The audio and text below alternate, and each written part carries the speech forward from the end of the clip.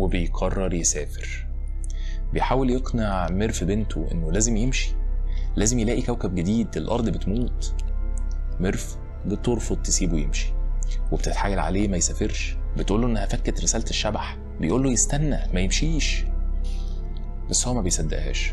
بيديها ساعة وبيقول لها انه لما يرجع هيكون عمرها نفس عمره، هيبقوا قد بعض. وما كانش يعرف ان وعده ليها ده مستحيل يتحقق. وبيتحرك كوبر في طريقه وهي لسه بتتحايل عليه ما يمشيش، بس هو خلاص مشي. كوبر بيوصل قاعدة ناسا وبيركب السفينة مع دكتور إيميليا براند و2 زمايلهم تانيين. 4 3 2 1 والصاروخ بيطلع. بيشوف كوبر كل حاجة حواليه بتصغر، بيته ومدرسة عياله، كل حاجة يعرفها.